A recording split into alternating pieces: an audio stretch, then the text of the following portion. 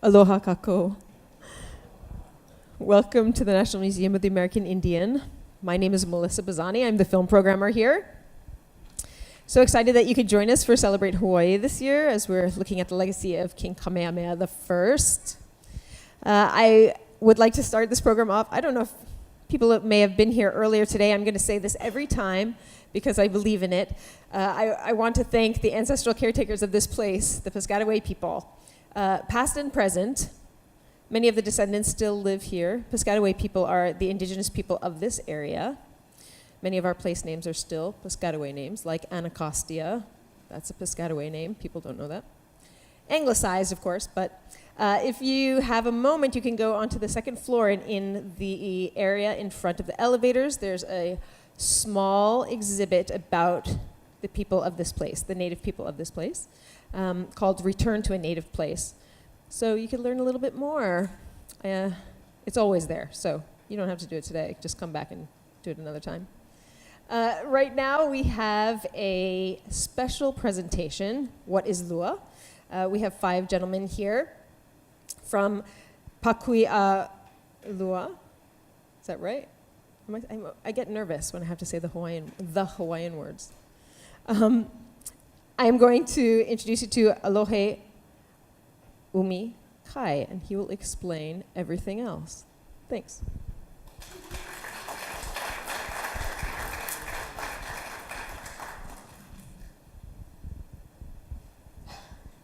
E iau umi ali loa lahana o kala kaua. Ka niho ho o kala o kamapuaa o Pakuia Lua. Noho maila I ka imuki aina kaulana o ka au o hele moa. Ke keiki a Douglas Kai o Waiahinu moko o ke ave. Laua o lahela kanane mai ole King o Waimea moko o ke ave. E ola. That's a long version of aloha. It was customary in Kahiko or ancient Hawaii to always introduce yourself, where you came from, and who your parents or relatives might be. So that was a short version of my father and my mother and where they're from, and I didn't go any further than that, or we'll be here for a couple days. But I welcome all of you. Mahalo for showing up and to our 3 o'clock talk session on what is Lua. Anybody want to take a stab at what Lua is? Anyway, I'm sorry I'm blocking these lights that I'm not accustomed to. Anybody? Okay, I'll tell you what Lua is. First of all, like many words, or if not all words in Hawaii, there's always more than one meaning to a word. The actual literal and then the connotative. But Lua has actually 2 literal meanings. One is a pit, so any hole that has a bottom to it. And if you're familiar with being in Hawaii and going to a luau and having a pig come out of an imu underground oven, that's a kalua pig because it was cooked in the lua, in the pit, kalua pig. So a pit is one meaning. The second meaning would be 2. Okay, so the Hawaiian martial arts is derivative of that second meaning, number 2, and the counter behind that is duality. Where there is soft, there is hard. Where there is force, there is counter force. Where there is rigid, there is flexible. So there's always that duality. And Lua takes that, the meaning, the fighting arts take the meaning from that duality.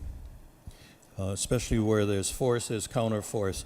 In the sense of the Occidental sense, it's the same as yin and yang, where you need to have balance with yourself. For the Hawaiian sense, it's called Ku and Hina, the 2 gods that preside over the Lua practices are both Ku and Hina, because you have to have a balance of the Ku, the masculine, and the rigid, and the positive force versus the Hina, which is the feminine and the negative source, but in a positive way. For all of us, having balance does not mean 50-50. It means whatever your balance might be for you individually. But you have to understand that at certain times, in certain situations, you need to change that balance. So if I'm talking to children or to ladies, then I would be talking with a little more hina in my voice and in my projection and in my attitude. And if I'm talking to rowdy men, then I would be talking with a little more ku, or the masculine. Okay. The Occidental sense as well believes that the ladies are always stronger than the men. And why is that? Somebody said, yoo-hoo. And that's because they're flexible.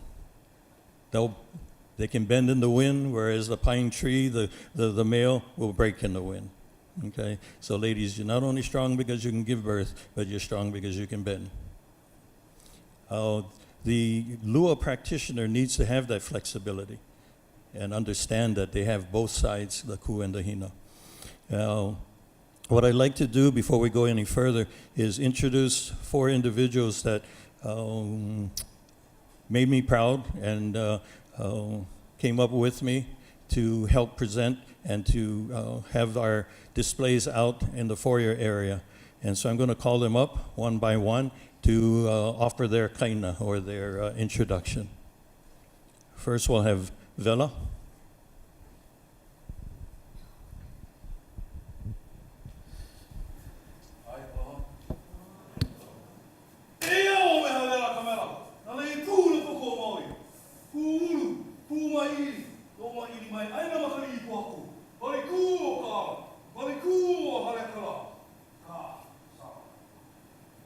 Hawaii. My name is Vela. My mom's name is Kamela. We originally from Maui, and then we moved to the island of Luau, where I grew up in a area called Ma'iwi. And Ma'iwi is famous for little pebbles that are used to make the Kumu Umi Kai, the rappers that hula dancers use. So that's my motion. The pebbles just fall through your hands, so the little pebbles. I recognize the mountains. So Haleakala is on Maui. Kaala is on the Hawaiian coast.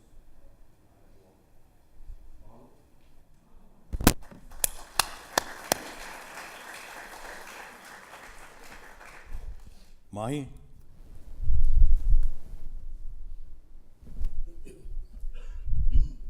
E ao mahi, no mauna loa mai au. Lele iwa e, ka lele ka iwa. Maluna o ke au.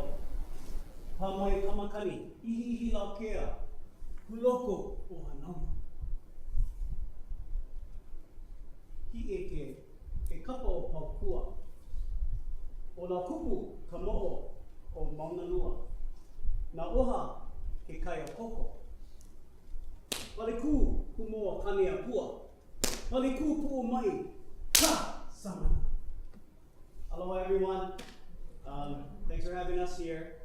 My name is Mahi. I come from the island of Oahu, a place called Mauna Lua. And if some of you have been to or heard of Hanauma Bay, I spoke of the ihi lawakea wind that blows inside that area. Also spoke of the Eva birds that fly. I remember a lot of Eva birds, the frigate bird, flying when I was a child. There'll be hundreds of them in the morning and hundreds in the afternoon. I also mentioned La Kupu. She's the goddess of a fish pond we have there, or once was a fish pond in that area. And I also spoke of Oha, which is the shark guardian of Mauna Loa Bay and Mamala Bay. And the 2 mountains that I consider mine, my area, are Pu'umai and also Keahupua Mauna Loa. Mahalo, aloha.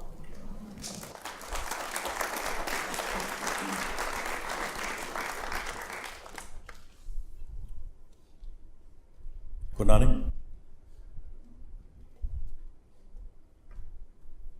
Eia o kunane a ka li'i leo lani o hilo. Ka ua no ili o mai mea hanao ka vai ula i leo. Ka vai ula lawe piko i aka hiki o no uhiwa. Kia! Sa mana mana. So, mahalo for having us. My name is Kunane Rutin.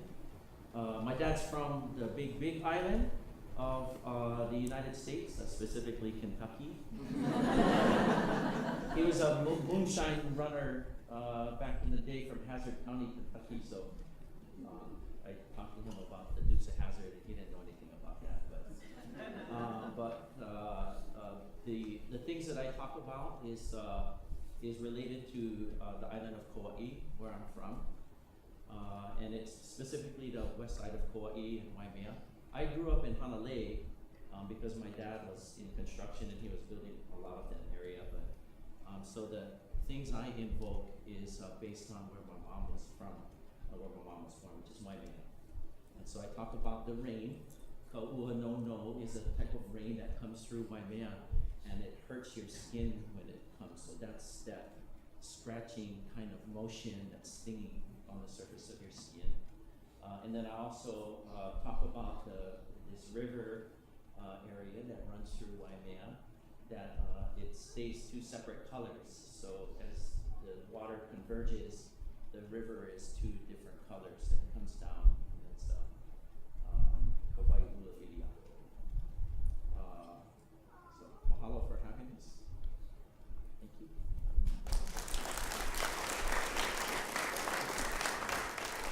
Iliahi.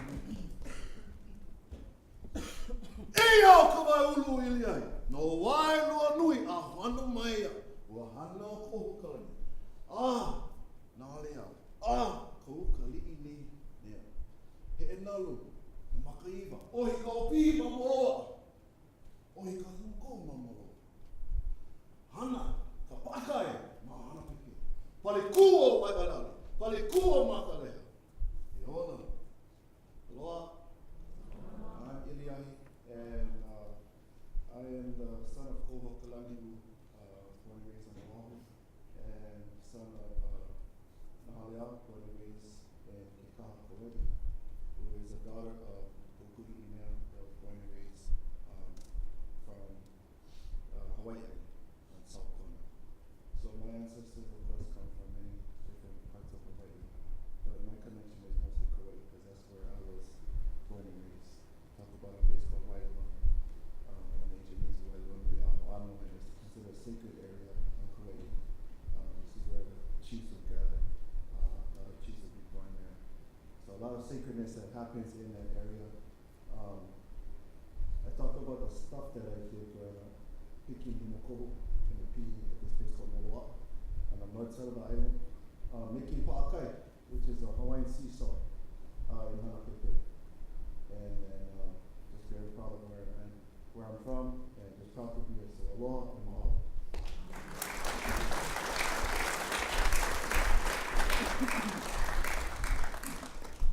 So the Hawaiian warriors introducing themselves is very important. If you came face to face with your enemy and you're in protocol and facing each other, waiting for the next move, introductions are important because if you identify yourself as being related to someone on the opposing team and the relationship is deep and the relationship is good, then the war may not even continue. The fight would stop there and everybody would shake hands or touch noses as traditional and be on their way. If there wasn't too friendly a relationship in your family or within your community, then the war would start. Okay, but at least you knew who you were fighting at that point. So it's very important for you to identify yourself, where you came from, and the most prominent features of that area. Okay, who taught, or I should say, who learned Lua? Okay, the art of bone crushing, the art of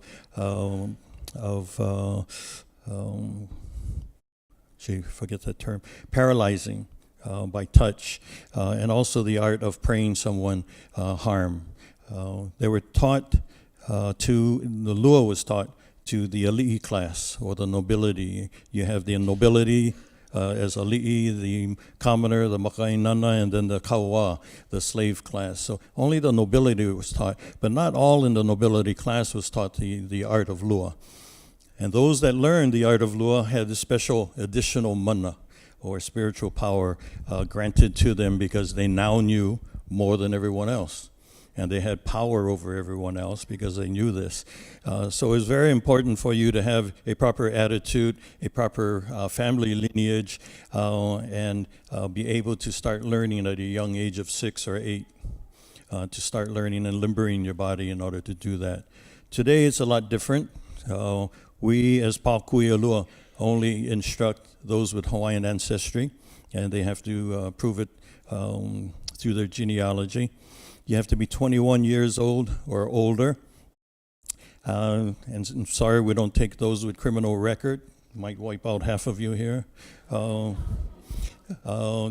it's all done so that we will be teaching the Hawaiian men and women before we teach anyone else. And after we have exhausted those Hawaiians that have shown interest in learning what Lua is, then we would open it up to non-Hawaiians. Is that fair? We think so. Weaponry. What did the Hawaiian Lua practitioner use as weapons? His hands and his voice. He would be able to pray someone to harm, or he would use his hands to break bones and to paralyze people. The weapons that you see out in the lobby area that we're displaying are Hawaiian weapons, not Lua weapons. And those weapons can be used by a Hawaiian Lua practitioner, but not necessarily. Okay. All Hawaiians could use those in the nobility class. The commoner type weapons would be your o'os or your digging sticks, more farming type of weaponry. Okay. Somebody had asked me, well, why didn't the Hawaiians use bow and arrows? We did, but not for war. It was made for a game of by the ali'i who could shoot the most rats with their bow and arrow. Okay. We don't know why they didn't develop the bow and arrow in the ancient times more sophisticatedly to use for weaponry. It might be because of the resource of the type of material needed to make a strong bow and arrow, but not really sure. It was in later years when Kamehameha had started up, there were some bow and arrow units in the infantry, but I think it was mostly done because of Western influence, a suggestion from the Western influence. So, what kind of strikes would the Hawaiian Lua practitioner use, or what kind of holds would they do? We don't tell you because it's secret. Lua was practiced under the dark skies.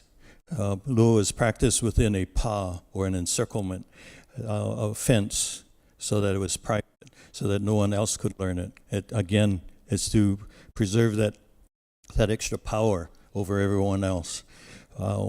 But there are strikes that we're going to demonstrate now that keep memory into their muscles. And so they do this in a form of a dance, if you wish, haka, or in the Hawaiian term is ha'a, to keep their muscle tone and to keep their strikes alive.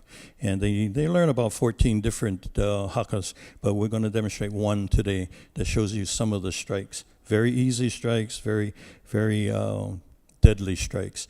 A battle between two Lua warriors should last no more than 3 blows.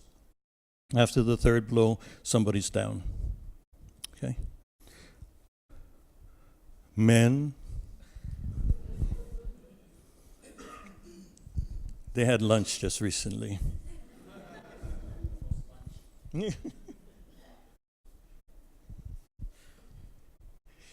They're going to be showing you their haka called Kekawa Mau'ai. Moko moko.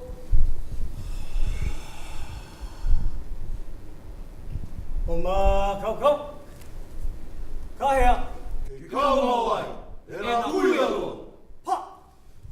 Hey. Ku ia hiluna. Ku ia hilalo. Ku ia na maka. Ika hi vale vale.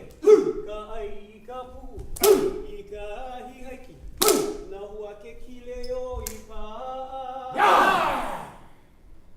Ku ia iluna. Strike to the head. straight to the groin, Iaina maka. to the eyes, Vale vale. to the nose, to the face, to the jaw. Bite the throat. Moko moko. Ino, e kuia lua. Hopo.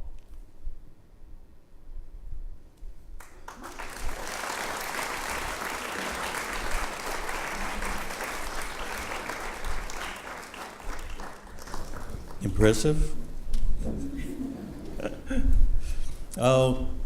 The Lua practitioner, again, is someone that was highly revered in Kahiko. Today, the Lua practitioner is little known because the art was almost banished.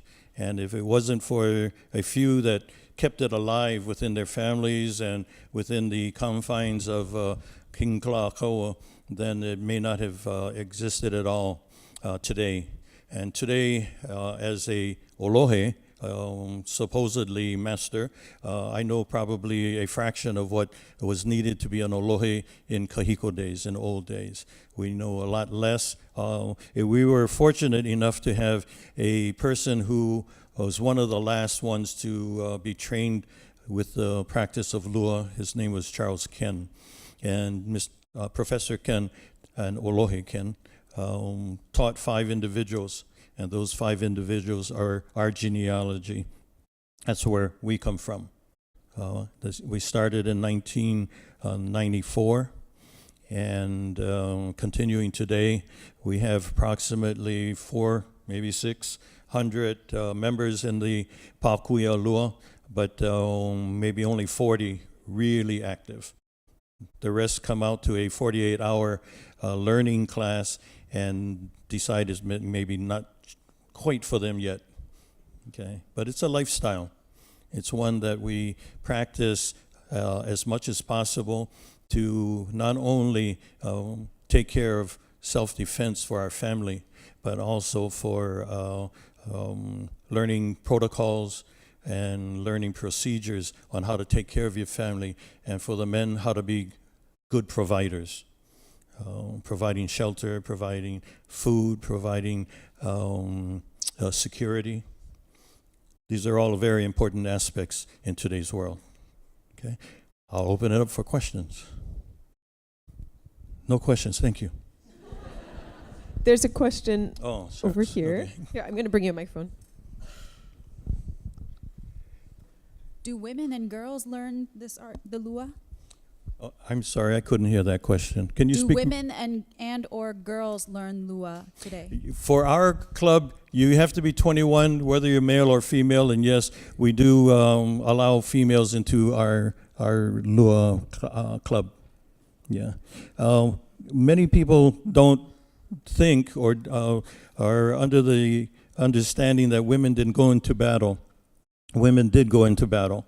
Either as a strong warrior themselves or as a person to back up their warrior husband.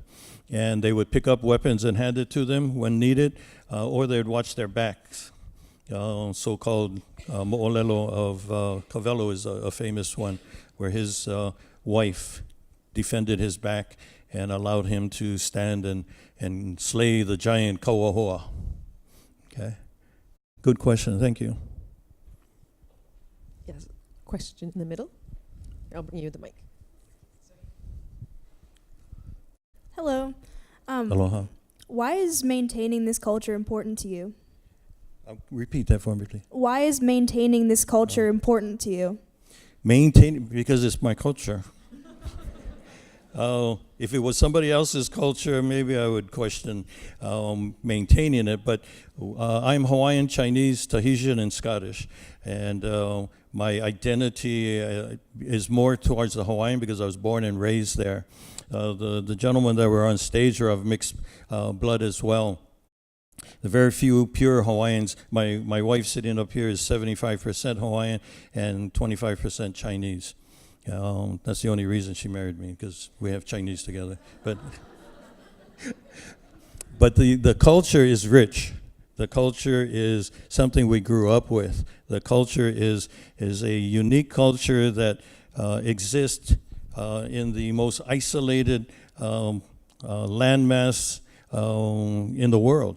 It's 3,000 miles from any other continent. The Hawaiians, coming from Southeast Asia up through Polynesia area and up to Hawaii, was a miraculous sailing event. They had to be very talented. They had to be very strong, and we feel pride in that.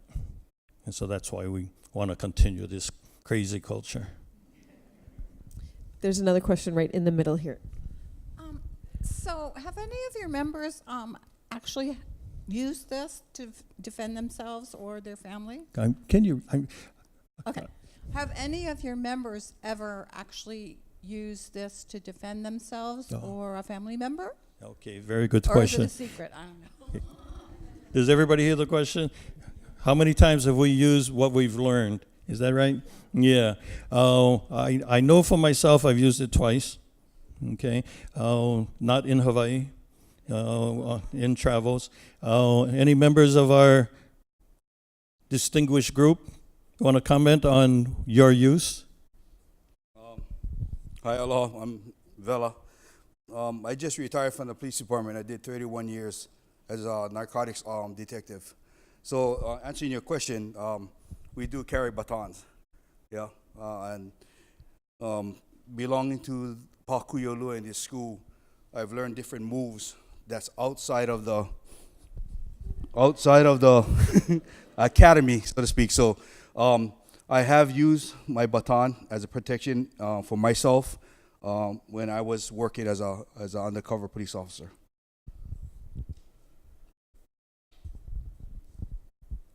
Anyone else? What we learn is simplicity. For the Lua practitioner, what we've learned from Kumu Lua, our first move is back. Get away from it. Don't involve yourself in the mayhem or in the problem. Okay, step away. If we see a problem coming on one side of the street, we'll cross the street to go to the other side. Okay. However, there are some times where the problems just won't go away, and that's when we would interject or try to settle it in a peaceful manner. Oh. No, I was going to exactly say that, but I'm a teacher in a public high school. So a lot of times to diffuse situations, I won't necessarily use the actual physical strike, but more of our philosophy and knowing how, like Olohe said, to use more mahina. Yeah, use more of like getting the situation into a calming fact, you know. And so I teach in a public school that has about 2,400 students, and a lot of them come from a poverty level. And so it's having that ano, having that characteristic. And Lua has taught me how to be a better kumu in that way, better teacher, because just learning how to be cool, like, to be aggressive, to be disciplined, but learning also how to learn my hina side and create that relationship with my students, even if they're not in my class.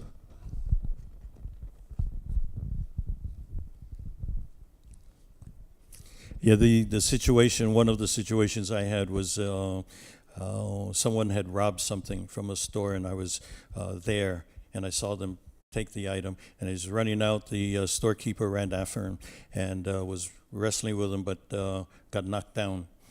So I ran foolishly, ran and grabbed the guy and took him down and held him until the police came. Nicely took him down. He had a broken leg, but that's okay. I kicked him too hard. Anybody else? Questions? I have a question, Melissa. Oh, Melissa. So your questions don't count. No, Yeah. go ahead. So this is a kind of funny question, but I am the film programmer here. So when Aquaman came out, Jason Momoa was doing, Maori style haka everywhere, and in promotion of the movie. And I'm wondering if there was discussion about that in Hawaii in Hawaii. Like, first of all, here's a Kanaka that's, you know, appropriating Maori culture in a way, but also like making it more Hollywood. So I wonder if people talked about that. We talk about a lot, and that's one of the things we talk about. But we also remember that it's all entertainment. Him promoting the flamboyant haka of the Maoris, am I allowed to say that? Is good. It gives identity to the Polynesians. So we're fine with that. At least I am. I don't know about these guys. But I thought it was a entertaining movie. It wasn't factual. It wasn't something that you were going to write a history book on. And that's true about most all of the movies today. So we take it with not a grain, but a handful of salt.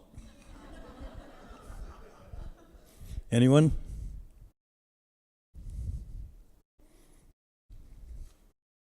Yes, down here. Leho, you can ask a question. Aloha Kumu. The question is, how are if you're a warrior, could you also not do Lua, or are all warriors like back in the day? Like, if you are a warrior, are you also a Lua practitioner, or only it's reserved for nobility, and you can be a warrior but not be a Lua practitioner? Like, you cannot be on war. Can you be a warrior? I get it. Okay. Lua practitioners were likened to the SEALs of today, the elite forces, and the rest of the armed forces, Navy, Army, are the standard fighters. Now, of course, the Ali'i and the Maka'inana and the Kawa would join forces to fight. And depending on how much the Maka'inana and the Kawa like their Ali'i, they may not fight. The Hawaiians were unique in the sense that in their own area, if they didn't like their Ali'i, they could leave and go live somewhere else. There were also some of the commoners and the lesser rank Ali'is who, if they didn't like their Ali'i, they accidentally killed them. So, accidentally killed them on purpose. They made it look like it was an accident. Yeah, dropping a tree on them, filling their canoe up with too much fish so they sink. You know, those kind of things. Any other questions? Yeah, one more. Is it true that either was it warriors or Lua practitioners that were taken or identified in halau, like hula halau, or is it like I just saw a documentary online and they said that warriors were chosen from hula or halau. Is that true? The question is, what came first, halau or pa? Hula or lua? Okay. Nobody really knows that answer except me. And Lua practitioners came first. Hula has and Lua have crossovers. Okay, I think if you look at the hula in the kahiko dances, you'll see exercises and forms similar to the ha'a that they were doing to imitate the movements and strikes.